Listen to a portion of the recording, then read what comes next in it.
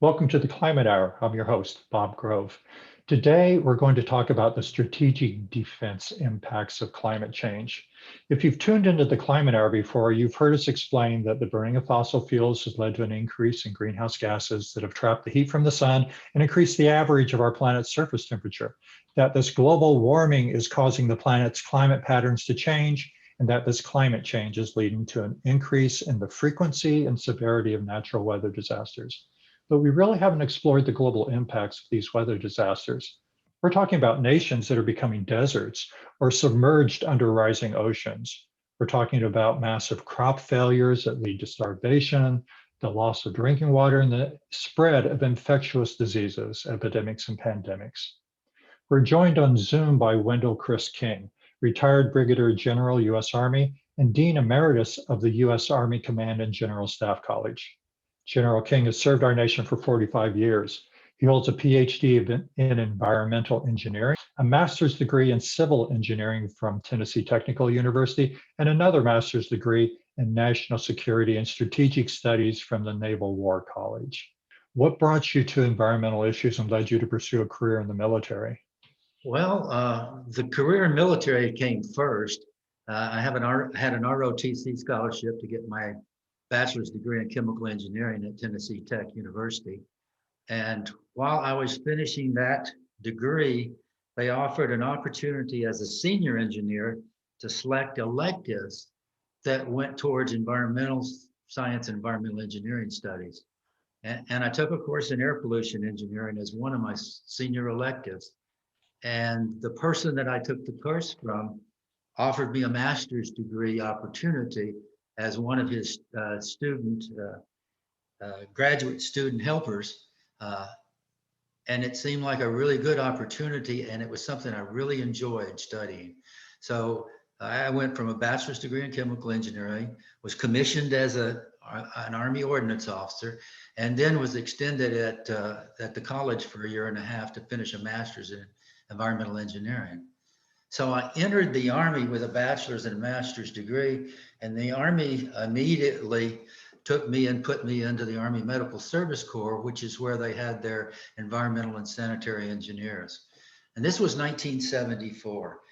And if you think about the history of environmental compliance and environmental protection in the United States, many of the laws, the air laws, the water laws, it was even before we got into the hazardous waste laws, but many of those were promulgated in the late 60s and early 70s, and they were coming into force where industry and federal facilities had to comply with those laws in the early 70s.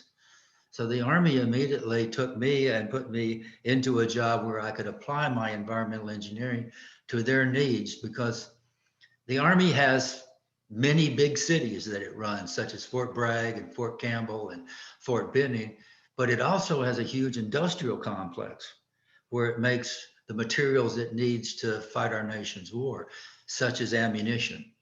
Those are one of the big issues. And large petroleum depots and all kinds of hazardous waste that are used in military applications. And my job in the early years in the Army was to study those places where the Army had issues and bring them into compliance with those new federal laws, the Clean Water Act, the Clean Air Act, Safe Drinking Water Act, and those kinds of things. So let's put it this way, in the Army terms, in the early 1970s, as an environmental engineer for the Army, it was a target-rich environment, Bob. There was a lot to do. And there was a legacy stuff back to World War I, where we had extensively dumped stuff, buried stuff, not properly disposed of stuff that still had to be cleaned up. And when the Superfund was passed, then all of those federal facilities, and particularly the Army facilities, came under scrutiny for the Superfund Act. In fact, at one time, one of the places I worked on was a place called Rocky Mountain Arsenal. It's in Colorado. And it was considered probably the dirtiest place on earth because of the extent of contamination at Rocky Mountain Arsenal. Now, we later found out it wasn't even close to many of the places that were contaminated by the Russians during the Soviet era, but it was a mess, and it was billions of dollars to clean that up. So that's my background and how I started in the Army. I worked air pollution problems. I worked drinking water problems. I worked clean water, cleaning up basically sanitary waste from large installations. And I had a very, very wide, broad background of things that I dealt with early in my career as a sanitary and environmental engineer. Sounds like you kind of grew up with the growth of environmental legislation in the U.S. It really was that. In 1980 was when not the Superfund, but the hazardous waste laws, the RCRA, would pass, where we had cradle to grave control of things that were defined as hazardous waste. And I was the guy that they said, here, read this and figure out what it means to the Army, and then tell us what we're going to have to do about it. What we had to do is we had to go permit nearly every installation in the United States Army, because every one of them had RCRA defined hazardous waste. And that was a massive undertaking. But yeah, I grew up and lived with the early implementation of the major environmental laws and regulations. And quite honestly, I'm pretty proud of that, because I always tell people when I teach that I don't think we did it as efficiently as we could, but I do believe we were effective in doing a lot of good from what we saw in the 50s and 60s to where we were by the middle 1980s.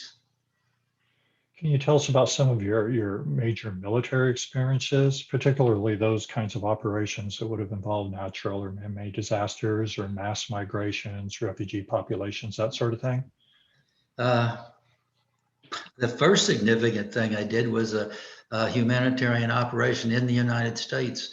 I was stationed in Colorado, working a lot on the Rocky Mountain Arsenal, and a tornado went through a little town in Colorado, just wiped it out.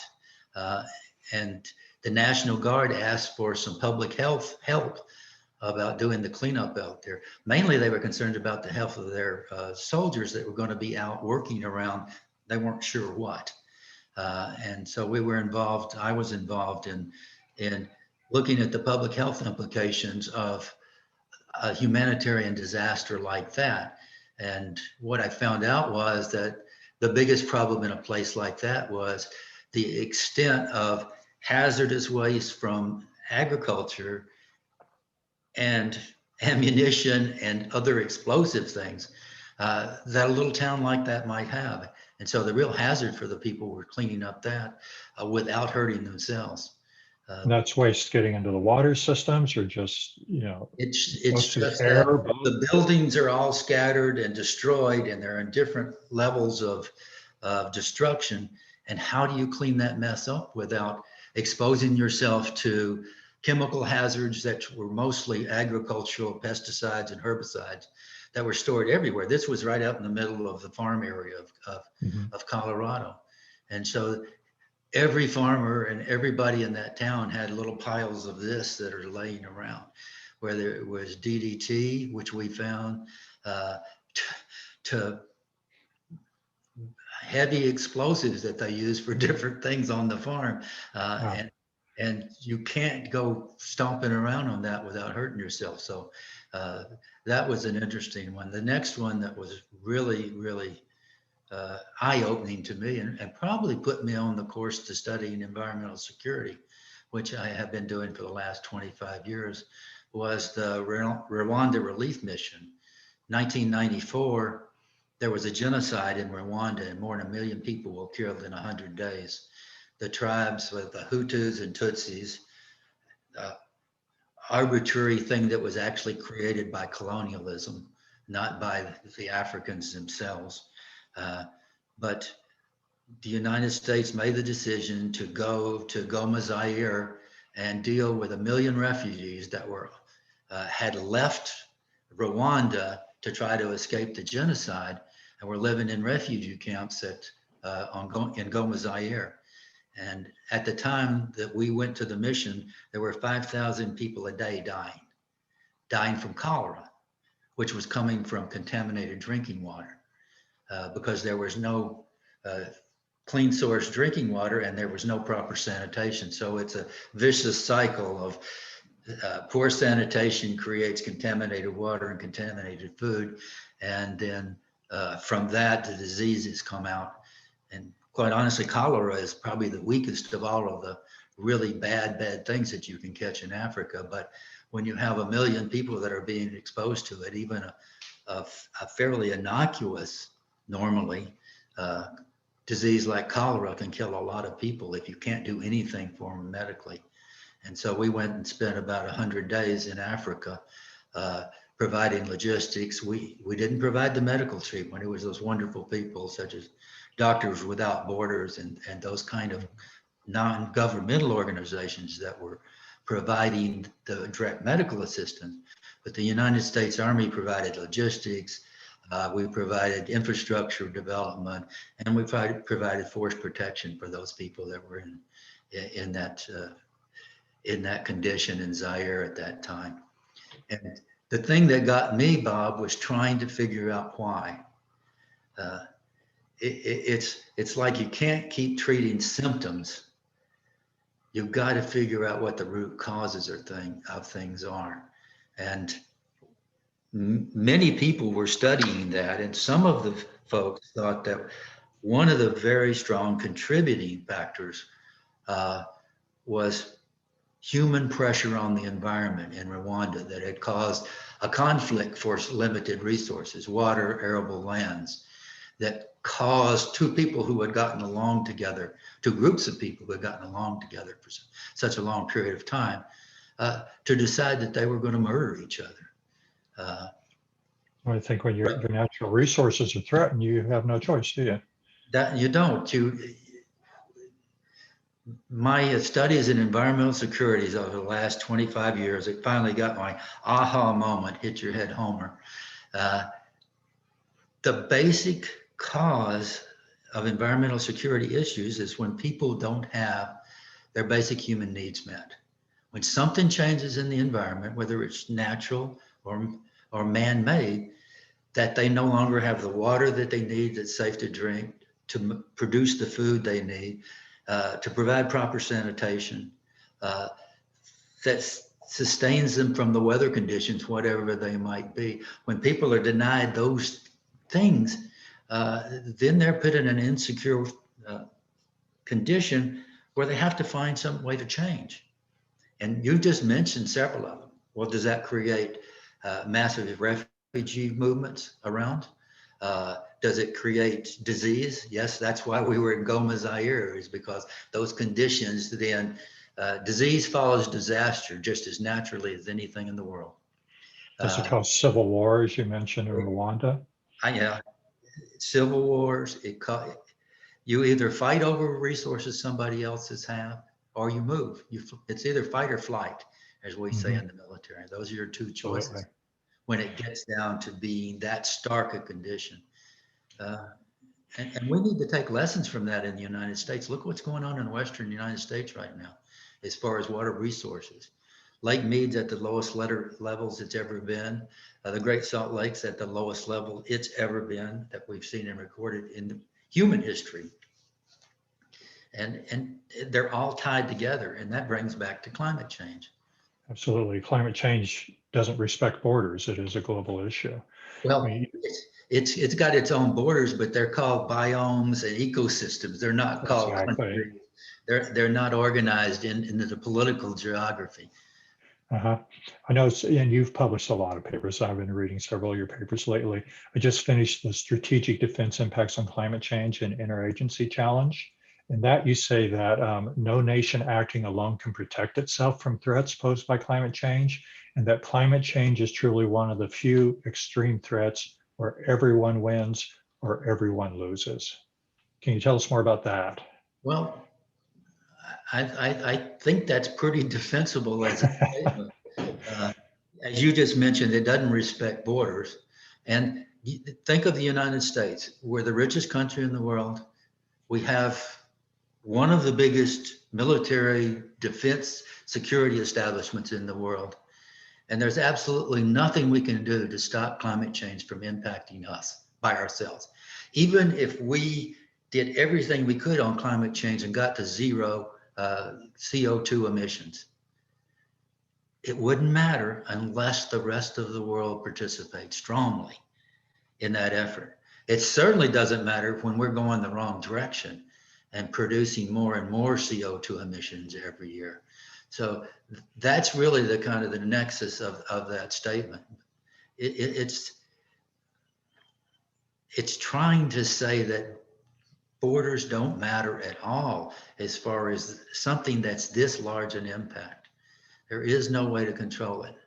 I just finished a chapter for a fairly extensive paper that we wrote for a Global Military Advisory Council on Climate Change, wrote for the North Atlantic Treaty Organization.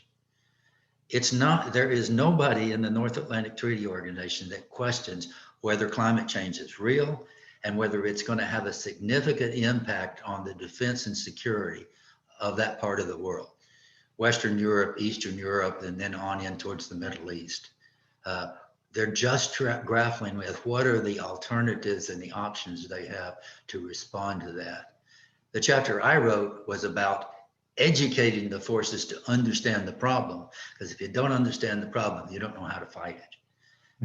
And it is a fight. It's not a fight with arms and such as that. It's a fight with brains and initiatives that make fairly strong changes, but strong changes that fit the future that we're going to have, not living in the past. There's no question that in this Global Military Advisory Council, it's an interesting group. The head of the thing is from Bangladesh. A two-star general, used to be the chief of staff of the army of Bangladesh. You've heard me talk before, and I sometimes describe Bangladesh as the center of ground zero for everything bad that's going to happen from climate change. They have an overpopulation. They're a coastal, low-lying land, which is prone to tsunamis, prone to cyclones, and prone to flooding in the spring and stuff. It's predicted that up to 50 million people will be displaced in Bangladesh alone, out of 175 million, with just 1 meter of sea level rise, which based on the temperatures we have already, that's going to come. Absolutely. I mean, to put that in perspective, what's our refugee quotas here in the U.S. now? The past few years have been a few thousand, 20, 30,000 is our refugee limit. And what happens when we're talking 50 million people? Well, look what happened when 3 million people got displaced from Syria. And what a strain that put on all of Europe and all of that part of the world, and to be able to absorb them. And most of them are just sitting in refugee camps, hopeless as to what their future looks like. Have we ever had a nobody wants them, nobody will take them. And that's 3 million people. Have we ever had a mass migration event or refugee event in the millions like that? 50 million? Well, it'll be a mass migration, I think, because so much of the land in Bangladesh is so low-lying in the major river valleys and the coast. That's where the 50 million people live. They don't live there because that's where they want to live. That's all that was left for them. That's what I call living in the margins in geographic terms, where you're going to get floods, you're going to be challenged for fresh water, but it's the only place left when a country's already become overpopulated, like Bangladesh has. Right. I think Bangladesh is a good example. Let's talk a little bit about the Intergovernmental Panel of Climate Change's Fifth Assessment Report. They emphasize that the actual impacts of climate change will be unevenly distributed across the globe, and we're seeing that. They say that the major areas of impact will be the Nile River Basin and the Tibetan Plateau. Why those regions? I mean, what's special about those regions, and what kind of impacts are we talking about? Let's start with the Tibetan Plateau. Okay. That's always the example I use from a military security standpoint. That's the best example I have of why it's environmental security that's being challenged and how drastic this could be. First of all, the Tibetan Plateau is one large watershed. It's a beautiful watershed when it's operating properly, where snow cover collects up into ice pack, into glaciers, and slowly releases the water during the summer periods to feed the seven of the major rivers of the world. The Brahmaputra, the Yangtze, the Yellow, 7 major rivers. Those 7 major rivers serve over 3.5 billion people. Almost half of the world's population comes off that one watershed.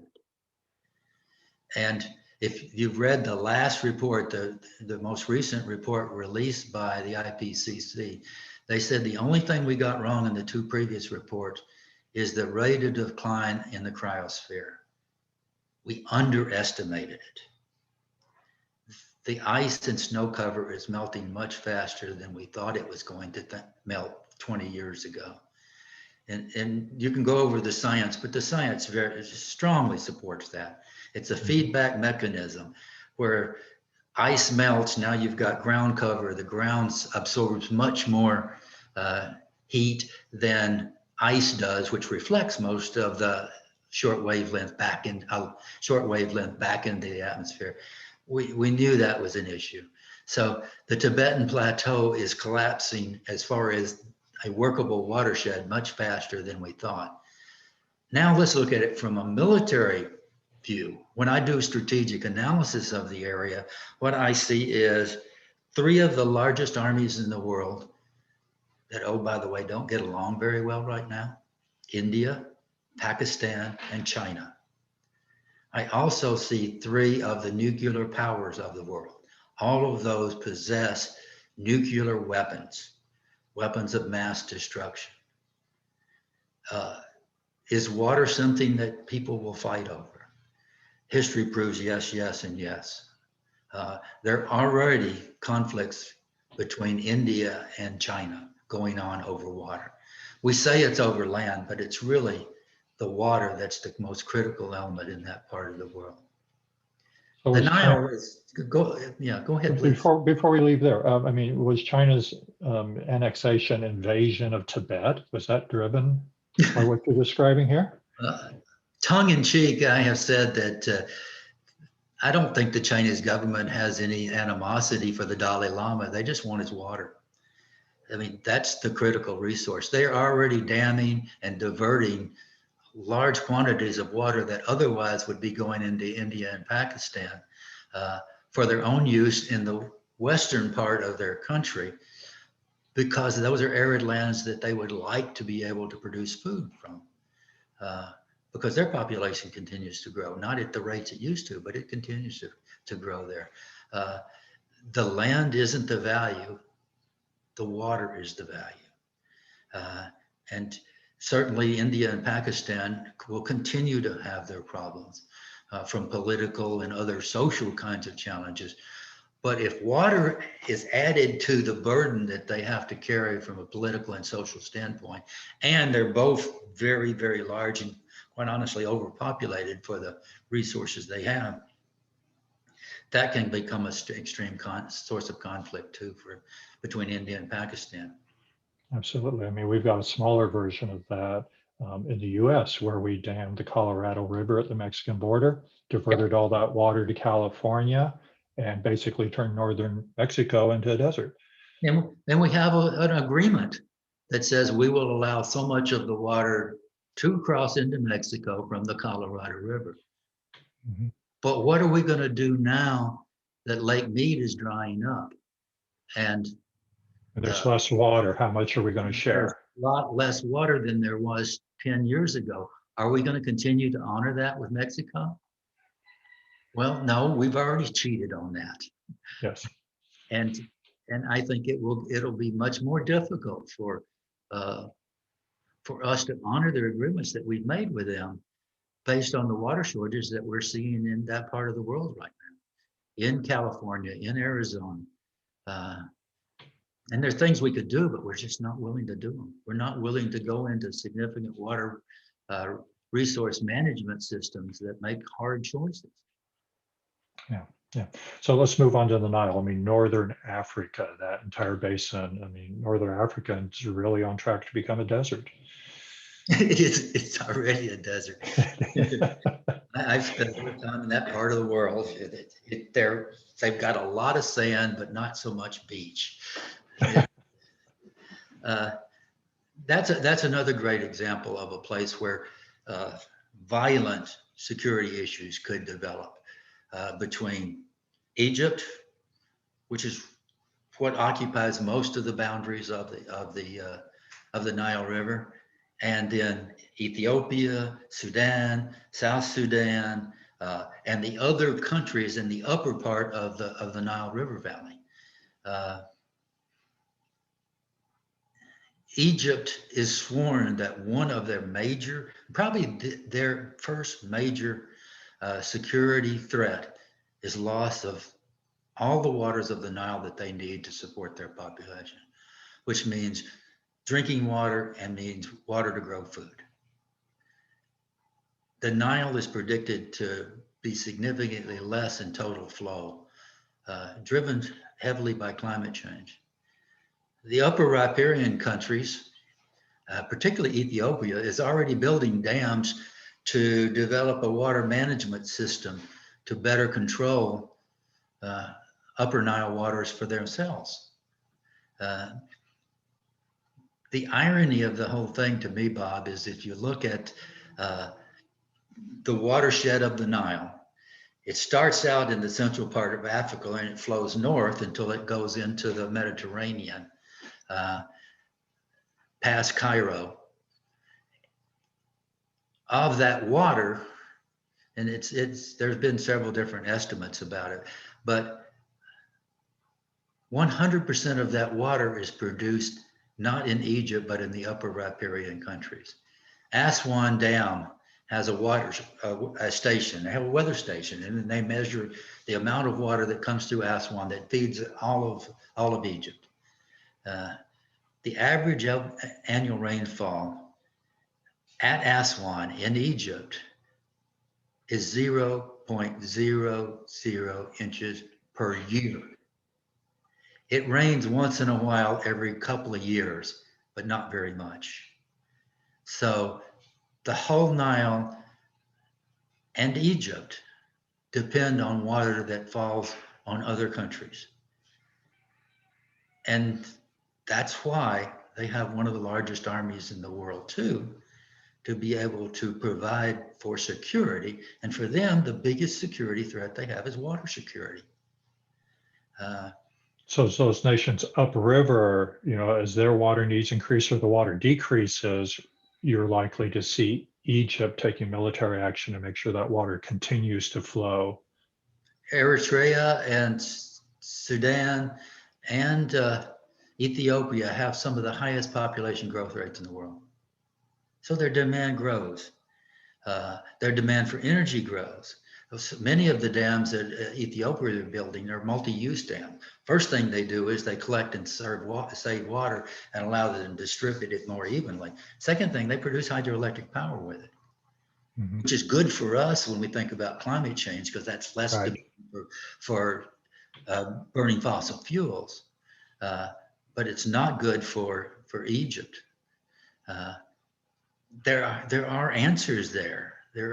If the countries would work together in unison to develop not an Egyptian or an Ethiopian or Eritrean or a Sudanese water management plan, but a Nile River Basin water plan, there's a massive amount of waste that could be eliminated.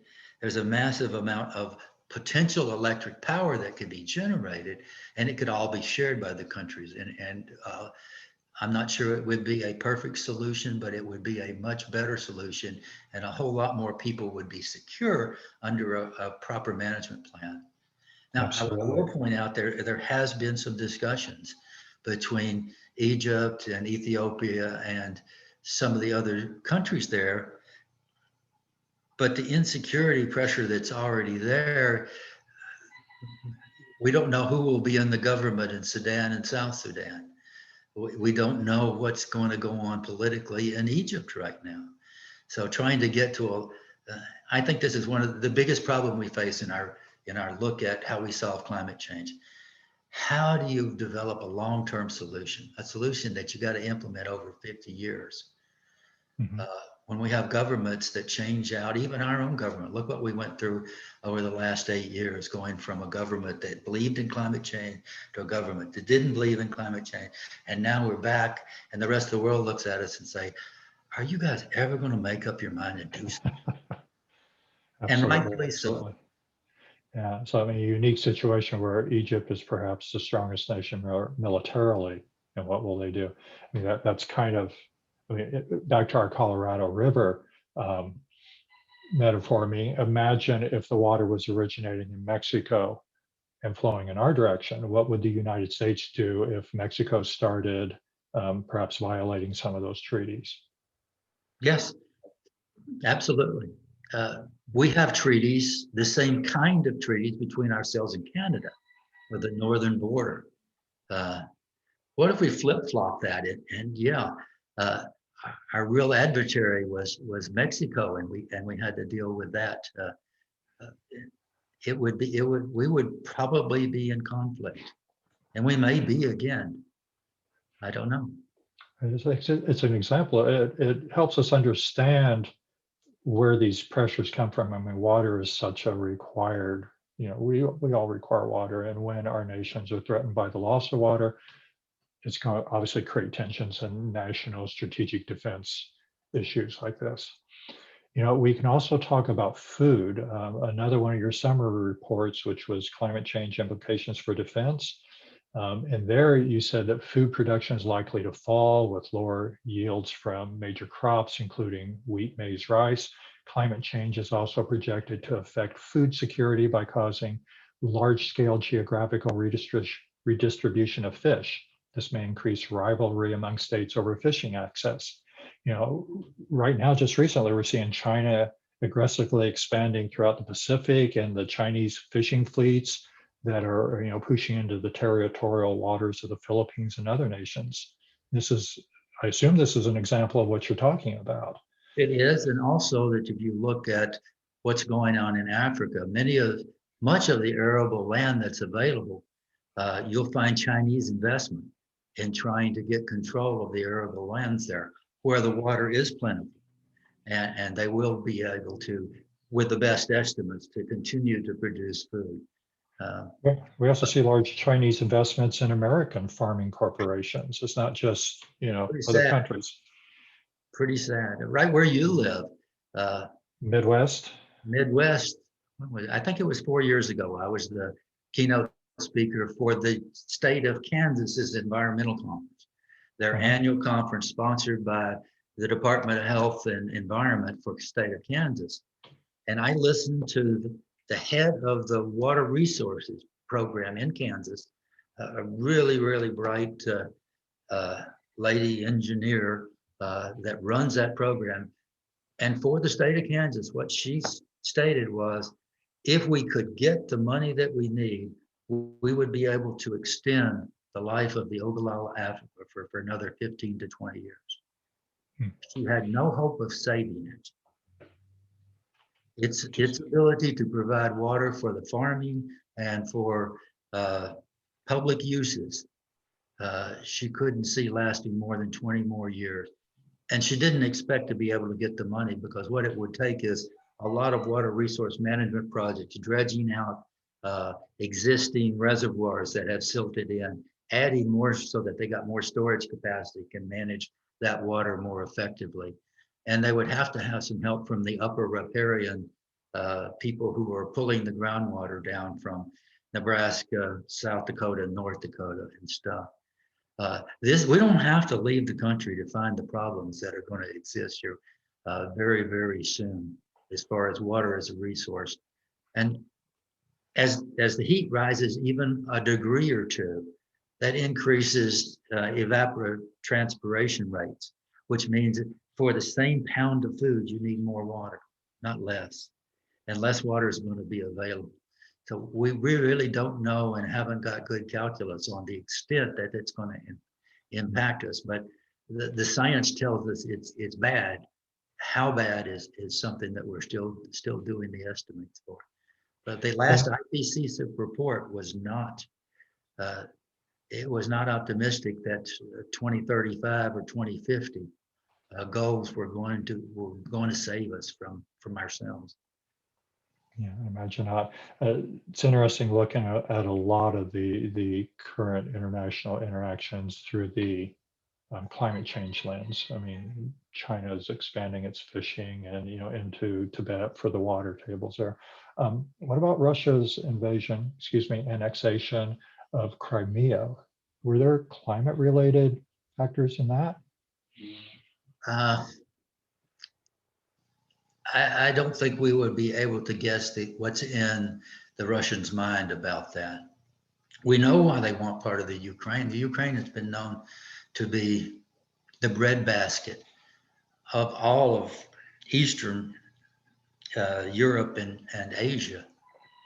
So anything that moves them more in that area provides them more food security than they have. Food related, yes. Yeah. But to me, the Russian extent is they would like to build the Soviet Union back. It's political. I think it's got some science to it, but I think it's social too. However it comes out, though, without being able to get cooperation in that part of the world, the rest of the world's going to suffer. Mm-hmm. If they won't join into a set of agreements that allow us to move forward with climate change and reducing to levels that we can live with, we're not going to be able to implement that. Yeah. Going back to some of your reports, you've noted that the most damaging climate-related impacts on security are going to be the loss of sustainable food production, increased epidemic disease, reduction of potable water, increased number and intensity of natural disasters, and loss of living space caused by sea level rises and changes in ecosystems. I mean, we've already talked about 50 million people being forced out of Bangladesh. You've also reported that projecting that up to 1 billion urban dwellers may have insufficient water for basic human needs by 2050. Where do those numbers come from, and how do you see that manifesting? I mean, what's the impacts of urban centers like that no longer having water? I mean, 1 billion people, we talked 50 million before, now we're talking 1 billion people that don't have drinking water. Well, there are 1 billion people right now that don't have clean water, according to World Health Organization. So we're seeing the number double? When they're in the cities, what we found out, I started my research in the mid-90s, and I had a bunch of prejudices already in my head of what I was going to find, most of which were wrong. But one of the most startling to me was where the people that were in the 1990s were living that were at risk to water. Sure, you start looking at the arid lands. Well, at that time, and still, there are not strong population centers in the arid environments. The places that were failing to meet basic water needs were the large urban areas where urbanization was going on at very, very high rates. And that actually turned out to be kind of in the subtropical belts, not in the tropics, but the subtropical belts, which are not starved with water.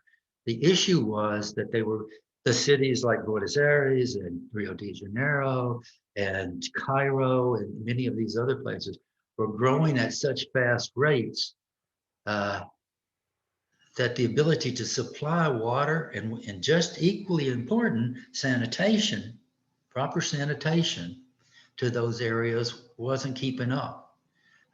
So what you would see is a city like Rio de Janeiro that's got a beautiful Copacabana beach, and you get 5 miles off the beach and you find squalor huts that won't even stand up to a strong rainstorm, and maybe one spigot of water and no sanitation for 50,000 people. And that was being repeated all over the world at those places where urbanization was growing at very high rates. But you have to go back and do the why question about why were those people going to the cities? And the reason was their subsistence agricultural, because of environmental change, would not allow them to obtain their basic human needs in the ways they had lived for centuries. And so the answer was, well, we'll go to the city and we'll get a good job, or we'll get a job and we'll send the money home uh, so that we can take care of our family in that way. But the issues it caused in places, and particularly places in the developing world, they couldn't provide for those people. So what you get is you get people that don't have enough water, don't have enough food. That's an insecurity issue already for an internal security for many countries of the world. And it's an external problem because that becomes sources for disease, epidemic disease. And then, as we have painfully seen, epidemic disease cannot be isolated anywhere in the world anymore. Epidemics become We're pandemics. just too interconnected. We saw Absolutely. that with Ebola when it came out of one small area of Africa. And the next thing you knew, it was in the United States. It was in Houston. It was in a couple other cities. How did that happen? Duh. They're called planes. They fly all over the place. Nothing you could do about them. They put in an airport, they land. You've got a disease that's got an incubation period of 7 to 14 days. You feel fine when you leave home, and you get to the place 3 or 4 days later, and a week after that, you're sick and you die, and everybody you have touched has been exposed. That's the disease life cycle that we're living with. That's the disease life cycle we're living with right now with COVID-19. Absolutely. I mean, there's certainly climate implications in COVID. That's Virus why derived from habitat destruction and such. the two I always most critical about is water is a scarce resource, because that's a major source for disease. Uh, Even if you don't have the sustainment issue, and then the epidemic diseases, because as we've proven, that's an 800-pound gorilla that we do not know how to handle. Absolutely. You certainly don't know how to handle it if you won't implement strong, very, very rigid public health rules when it's present. Absolutely. And that's a show all by itself, getting into all those Oh, it is. pandemic related climate issues. How much of that's caused by environmental security change, and how much of that is caused by other things? We know for the vector-borne diseases, the changes in the temperature water domain changes where vectors such as fleas, ticks, mosquitoes, their range, their abundance are impacted by those changes in the environment, which changes the disease cycle. And we're seeing that Absolutely. now in the United States with some of the tick-borne diseases and some of the other diseases that we never thought we'd have problems with. And deforestation, I mean, that brings the novel viruses out of the wilderness into the urban areas, and then we get those zoonotic diseases being transferred from animals to humans, usually through that vector, as you said, vector race. We're experiencing that right now, so we know what that's like. This whole urbanization thing, let's put that in the United States context for a while, because, industrial revolution, as you said, people couldn't subsist in the rural areas, so they moved to the cities. And it seems like after World War I, we had a migration back out to suburbs. It's like a move away from urbanization. But what we're seeing now is pressure to re-urbanize. We get into issues such as gentrification and other things that lead into environmental justice. But people are moving back toward the city. And a lot of environmentalists are saying that's good, because smaller carbon footprint. If we live in smaller spaces, that reduces our carbon footprint. But at the same time, it's raising these defense issues you're talking about. Well, if you've got the capacity to provide basic services to those people, we'll be okay. Europe has proven that. I mean, they've been living in a sustainable way in Western Europe for a fairly significant amount of time. They are able to provide clean water to their people. They manage sanitation. They manage deforestation and the land use very carefully. They have been very, very protective of their groundwater resources. One of my jobs as an Army officer, I was stationed in Army Europe. I was the military environmental engineer for the headquarters of Army Europe. If we spilt a quart of oil, it had to be cleaned up. If we were doing anything that would damage the groundwater, if we were knocking down trees with our tanks, perish the thought, we had to deal with those kinds of things. They were already light years ahead of us. And that kind of control also allows them to live like they do in a very compartmentalized. There are many countries where wealthy people don't even have cars. Mm-hmm. They still use the public transportation. It's more convenient. Well, and they have good public transportation. They have superb public transportation. When I go to Europe, the last thing I want to do is get a car. Yeah. I will get by. I can ride the trains, the buses. It's a different lifestyle, and it's built on the fact that they have reached what I would consider almost a biological term, a carrying capacity. And with that carrying capacity, they got to live in this way to sustain themselves, but they're doing it just fine. We can do that here. We can afford to build the infrastructure to provide clean water, to manage sanitation, to use public transportation effectively. So urbanization, it's a will that seems to be what we run into at every turn. Yes, yes. So urbanization seems to be a good thing as long as you've got the water supply and the money for sanitation and such. That water supply dries up, and suddenly that urbanization collapses. Well, look at what suburbanization does. Suburbanization has made it so that the primary crop grown in America is grass. Grass. Not anything you eat, just something you pay somebody to come and cut. What if we changed that? What if all of that was gone to production of food? What if that green space wasn't, more and more green space further and further from city central wasn't being taken up, but people could live in a more compressed way. And if you do that, then many of the technologies that we have available to us to reduce the carbon footprint can be better implemented. Yes. Let's take a look at military readiness. I mean, this is kind of your area of expertise. Your Cambridge summary report said that the military will be tasked with providing progressively more humanitarian support missions, having to organize large-scale logistics support and provide medical resources to respond to epidemic disease, border security operations, and rising tensions over natural resources. Is our military ready for all of this? No. It's, as I said, I wrote a chapter for the book that we presented to NATO, and my significant contribution was we need to educate and train our forces to be ready for those kinds of things. We need to look at the force structure that we have to see if we've got the right kind of resources allocated for those kinds of missions. We may need more engineering. We may not. When we did the Rwanda mission in 1994, our biggest struggle was to find the number of water treatment units that we needed to provide for 1 million people.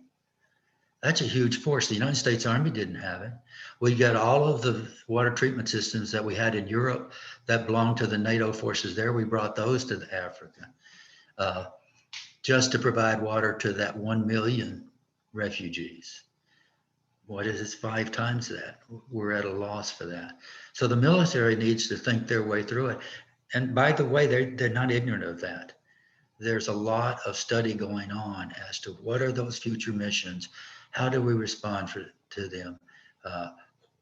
What are the worst case scenarios? What's the most likely scenario? What's the strategic analysis of what the future looks like? It needs to be considered part of our national security strategy as much as anything else, how we're going to respond to the challenges that climate change is going to present to international security. Again, it's everybody wins or everybody loses. We can't say, nah, that's way over there. That won't impact us. If it's middle of Africa or into Asia or something like that, because the truth of the matter is that's just wrong. That's wrong thinking. There is no security unless we can establish for basic human needs for the vast majority of the world population. Oh, that's very true. Is our military keeping up with the curve? I mean, we see climate change coming at us down the road. I mean, it's here now. We see what's going to happen 10 years, 30 years from now. As the military is planning, are they going to be ready for that 30-year crisis that happens? Or do they need to play catch up? Yeah, I understand. Right now, we're in the study period, trying to do the strategic analysis. What are the most likely consequences of climate change over the next 10, 20, 30 years? What are the strategies? The two things that we do is, one is we have to look at how they're going to impact our operability as a military. If it's a lot hotter in places, can we go there and operate? Can we find ways that we can have the water that we need if we deploy? If we take a large force somewhere, like when we went to Desert Shield, Desert Storm, you know what we did over there? We all drank bottled water. There was so much bottled water laying around over there. We all got 2-liter bottles. And if you're in Kuwait or Saudi Arabia in July, it's 120. You go through several of those 2-liter bottles of water. Can we do that any place in the world? No, we can't do. We were able to do that because Saudi Arabia had distillation units on both both sides of the country, and they were able to crank those up and produce the bottled water we needed, and we could fly in massive quantities of bottled water.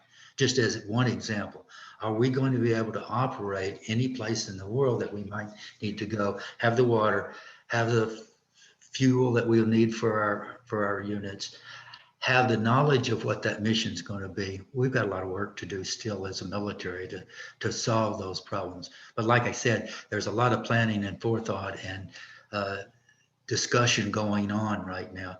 I think we'll see more action because the national security strategy as of last year and the national security strategy of this year, last year it said nothing about climate change. In fact, it was antagonistic towards any consideration of climate change. Now it directly recognizes that climate change is going to create severe consequences that have security consequences for the United States, and we have to start dealing with it. Yes, one of the things you've noted is military bases and operations are going to be directly impacted by sea level rise. Sea level is immediately scary for the Navy and to other places, Air Force too.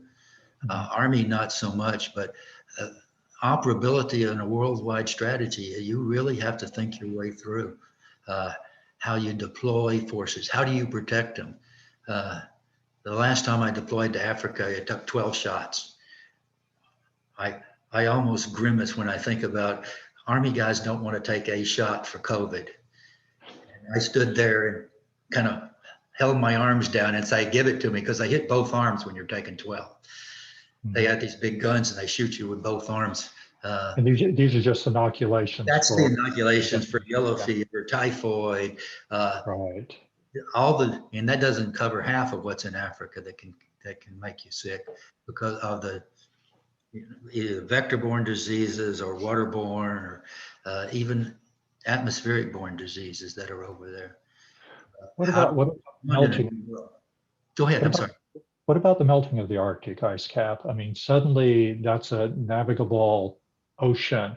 Does that raise security concerns with a potential enemy just sailing across the top of the planet and reaching us? I mean, it's like it's opening a border of the continent. Is that a big concern, or with IBMs and stuff these days, is that irrelevant? That's the scariest thing the Navy's facing besides Norfolk going under from sea level rise. Army North is responsible for that region. We divided the world into geography, and different commands have different areas of responsibility.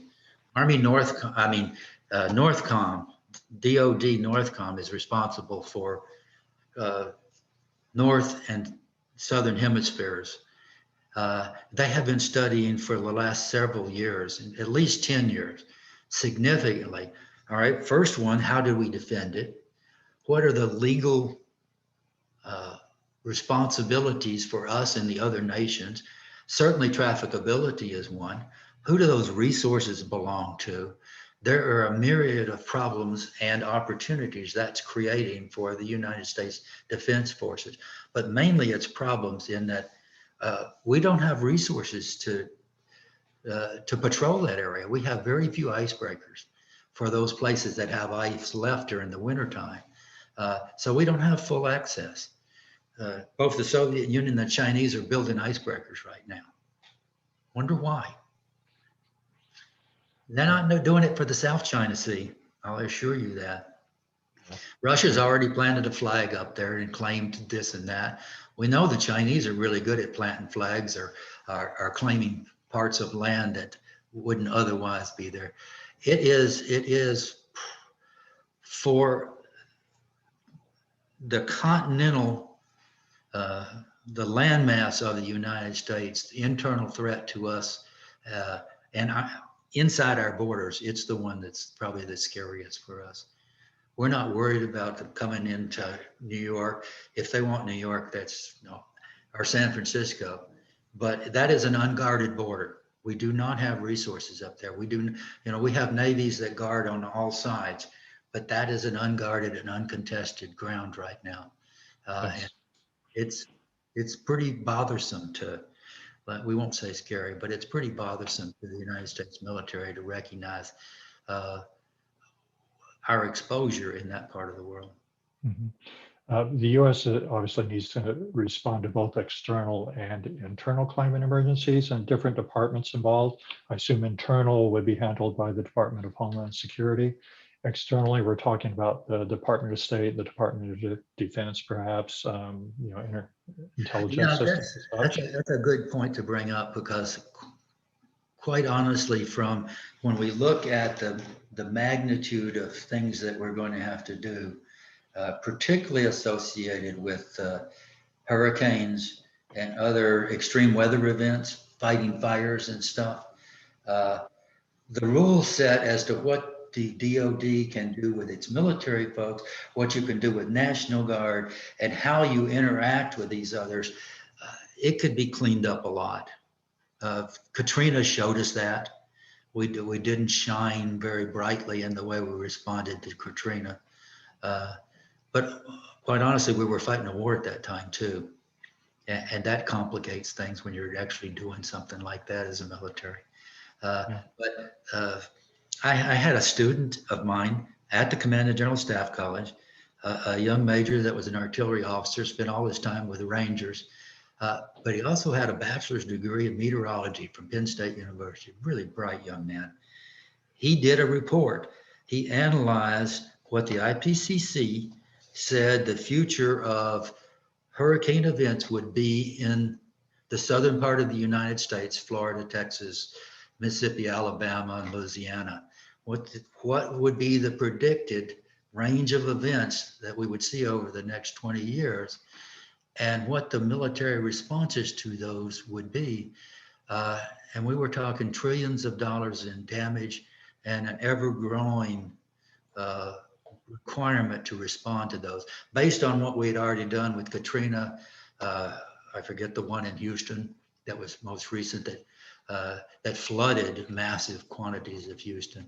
It did a very, very good, it was a good strategic analysis of that. And it was, he noted we were not ready for that, either as a Department of Defense or as a nation, because we need to recognize it's a new challenge, and we have to look at that, and we have to develop the kind of response plans that we would have as an Army before we deployed.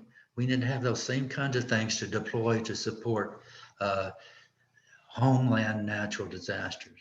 Homeland Security does not have the capacity to handle that.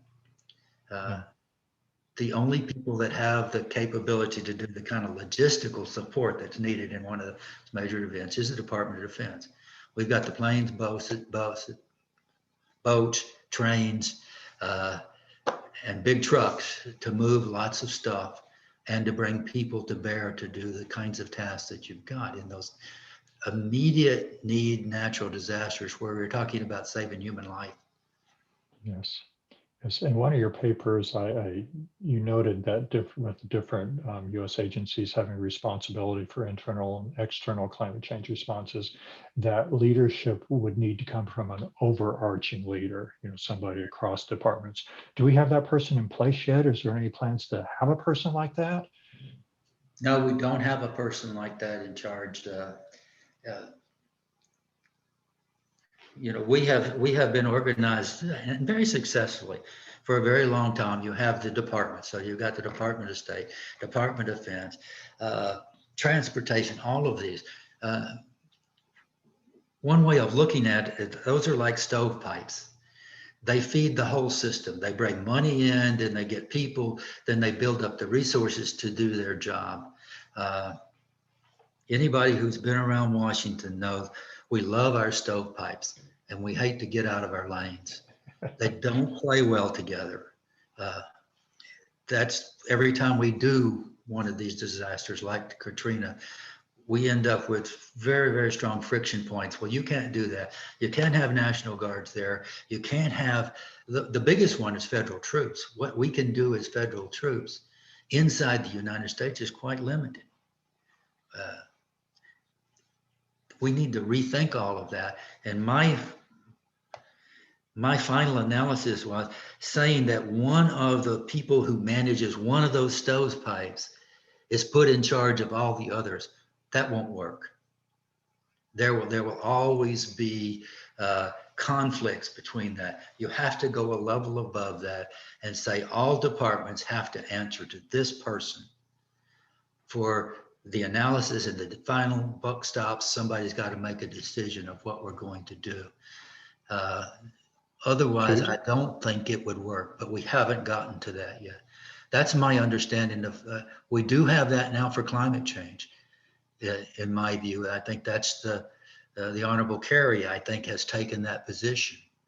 But he has to bring those other people, for climate change. He's got to bring the Department of Energy together, Transportation together, Department of Defense together, and put together a strategic plan with short, medium, and long-term goals and objectives.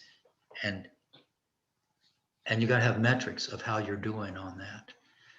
Natural disasters are, I think, going to be a component of that. But I think it's the amount of damage we're going to see from natural disasters as the earth warms, as it's going to for the next 20 years, even if we could stop adding more carbon emissions,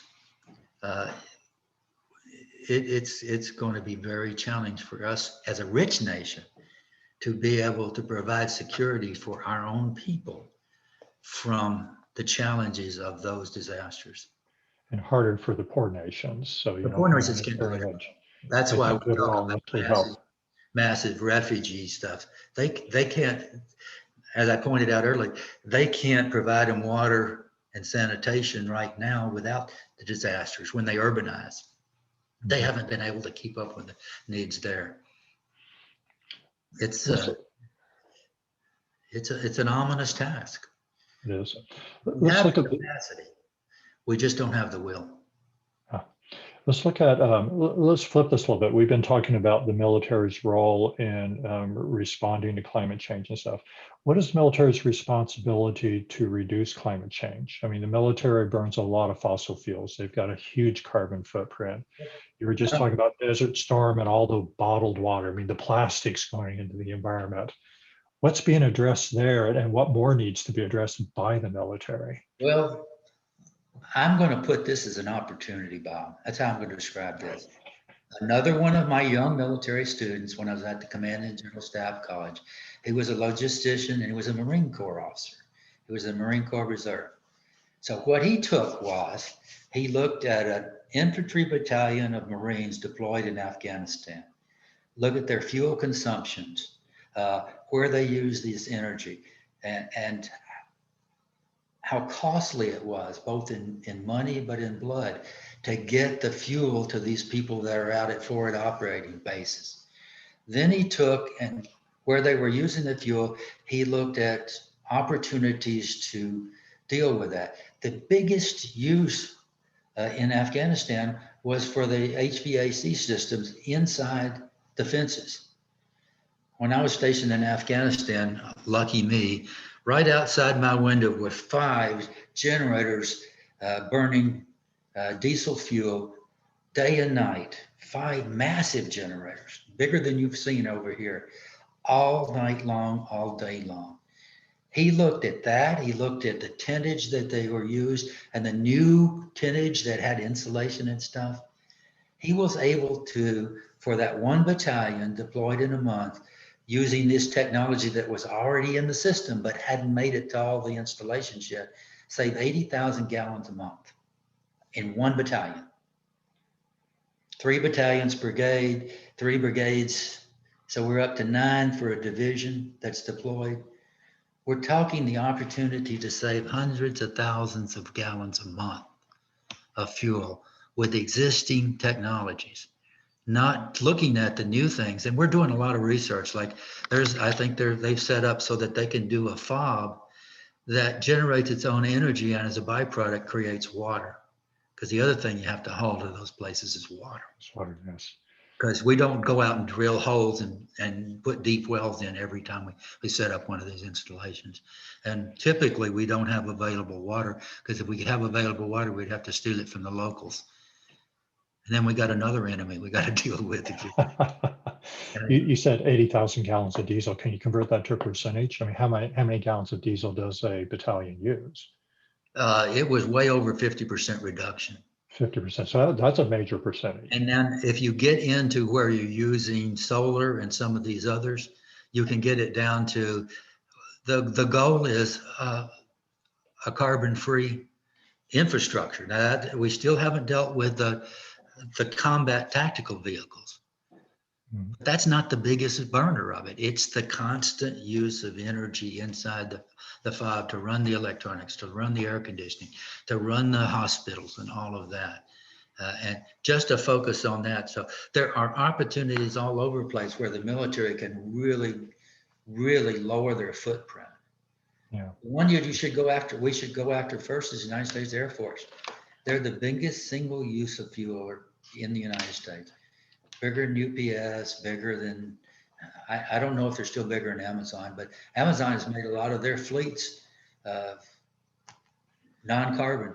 They're electric. The technology is there. We just need to move in that direction.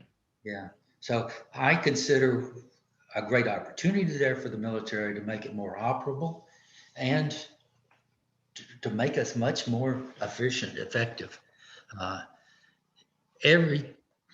In Afghanistan, the easiest thing in the world to do is to recognize that the Americans are going to have 3 trucks rolling through here twice a week, carrying fuel from the main base out to their forward operating base. And there's only 1 road in and 1 road out when you're in Afghanistan most times. That's the easiest target you can have. Target. Yeah. The easiest target in the world. It's about saving lives first. It's about saving money. And it's about being more operable. So they're all saying it's time to change. Yes. I know you stay in contact with strategic leaders around the world. What's the latest chatter you're hearing?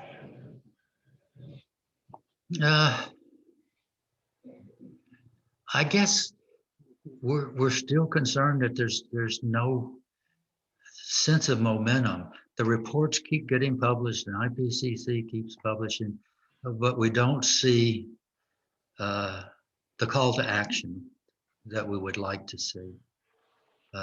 And that's an international view of the world.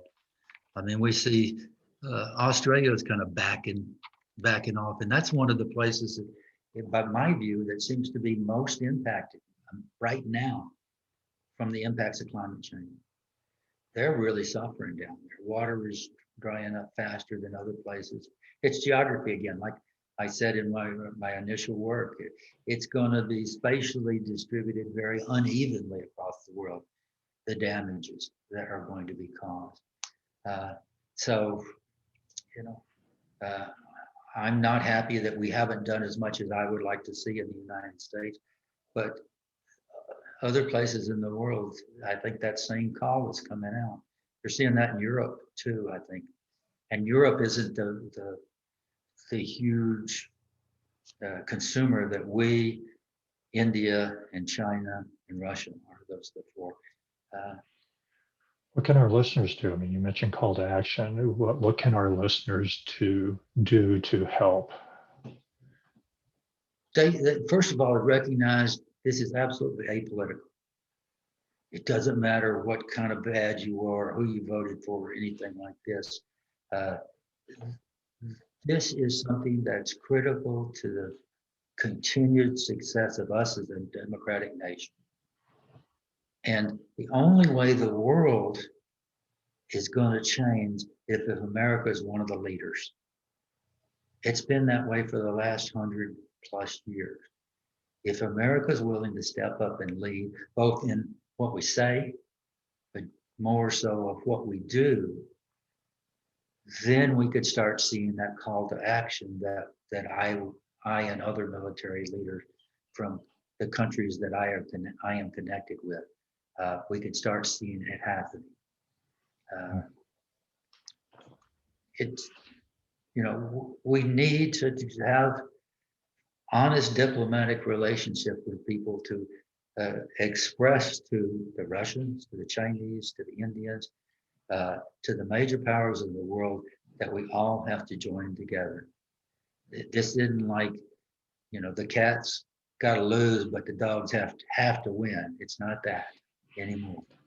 It's that we're going to have to all work together. We can disagree on many other things. That's fine. Styles of government, other things, but we're going to have to get over that and past that to recognize the existential threat that this is to us as a world. And that's the only thing that'll happen, but that we got to get the United States to do the part that it has always taken. So can you recommend some websites for people who want to learn more about strategic defense impacts or other global climate related issues? I'm a founding member of the Global Military Advisory Council on Climate Change. GMACC.com has their own website. They publish my stuff from our director who's in Bangladesh. Another board member was the head of security and climate for England. He was a 2-star admiral in the British Navy that they appointed for that. Like 10 years ago, they established a military climate expert to look at the questions that you and I have been talking about for the last bit. So that's a place where it is specifically about security. On the GMAC website is the recent report that we put together for North Atlantic Treaty Organization. I think that's a good read. All right, I've got a bias. The education section was the one that I prepared, but I am a teacher, so that's what I do. But you can get a good perspective, and you'll see the uniformity in understanding the science and how it impacts the military. And whether you're talking to me or one of our members is a former head of Department of Defense in Pakistan.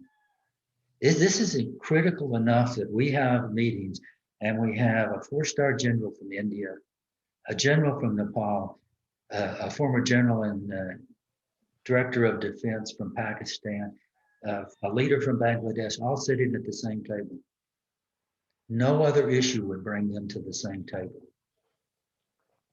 Politically, it's not a common ground for any of us, but on the one question of how climate change is affecting all of our security, we're all at the table.